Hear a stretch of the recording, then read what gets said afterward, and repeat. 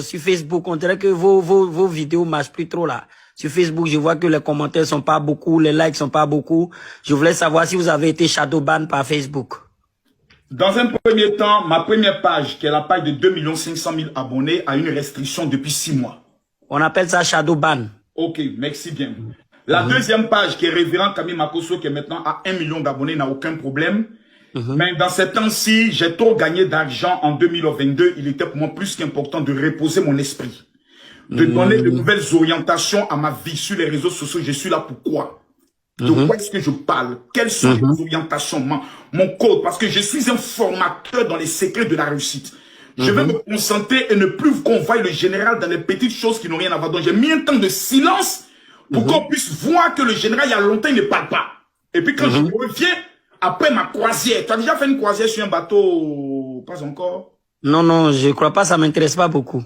D'accord, il serait plus qu'important parce que tu es un baoulé, vous adorez beaucoup l'eau. Non, je supporte pas l'eau. En fait, j'ai le mal de mer. Non, ne t'inquiète pas, sur un bateau croisière, tu ne sens même pas que le bateau bouge. Je vais te faire des un jour. Voilà. Parce qu'un bateau de croisière, c'est très important parce que c'est une ville qui est sur l'eau. Merci. Donc, voici la raison qui fait en sorte que sur Facebook, on ne me voit pas trop activé. Puis les gens de Facebook sont souvent très mal élevés. Voilà, sur TikTok, tu vois que c'est le fluide. Là, on a 5000 personnes connectées. C'est fluide. Voilà, j'aime bien TikTok maintenant. Deuxième question. Général, franchement, je voulais vous dire que, est-ce que vous prenez des stupéfiants avant de lancer des lives? Je vous trouve beaucoup virulent souvent. Je sens que je sais mes pressentiments. Est-ce que vous êtes dans votre état normal pendant vos lives? Bon, je vais maintenant te faire une démonstration. Observateur. Oui. Tu vois, d'abord, tu es un frère que j'aime bien. Oui, moi, je vous aime beaucoup. Hein. Ma question n'est pas... Mais tu sais, observateur, quand je me mets devant un direct et je mets ma caméra comme ça, je rentre dans un autre monde. Je suis en guerre. Parce qu'il y a quelqu'un qui est couché en Allemagne, à qui on a dit un jour qu'il ne réussira jamais. Comment lever cette personne? C'est-à-dire, il doit voir dans mon visage la rage de réussir, la volonté de le booster comme un coach, comme un entraîneur. Regarde par exemple comme il s'appelle l'entraîneur de Atlético de Madrid. Tu vois, il est virulent souvent sur son banc de touche. Il s'élève, il tape, il saute, il fait des choses. Et puis, on a l'entraîneur du Real de Madrid, comme il s'appelle, le gars là, le vieux là. Qui lui, il est toujours calme.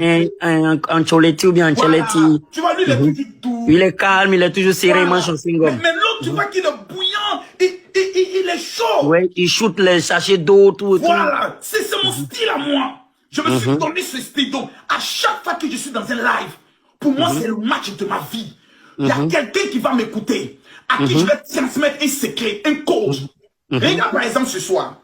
L'une des premières raisons qui font en sorte que les gens échouent, c'est le manque d'ambition.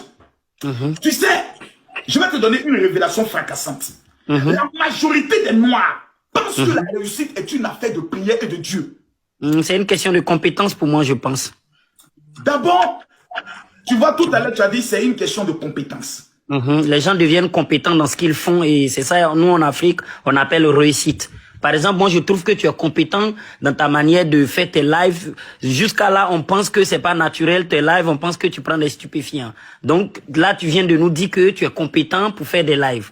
C'est ce que moi je retiens encore. Quelle est la troisième question maintenant? Je vais prendre une troisième question. La troisième question, c'est quoi vos sources de revenus là, les plus grosses là? Ça vient d'où? Vos grosses sources de revenus? Parce que là, j'ai vu le live, vous achetez une maison en France, c'est pas n'importe qui. Quand vous allez présenter un dossier à la banque, pour qu'ils vous donnent même l'achat même de la maison, il faut qu'ils vous demandent d'où vient l'argent. Moi, ça n'a pas été avec la banque. Moi, je l'ai payé cash. Oui, cash. Donc, vos sources de revenus, en fait, c'est qui vous donnent bon Dieu là. Ça vient d'où? C'est quoi? Voilà. Tu viens de poser l'une des plus grandes questions. Je vais te donner un secret.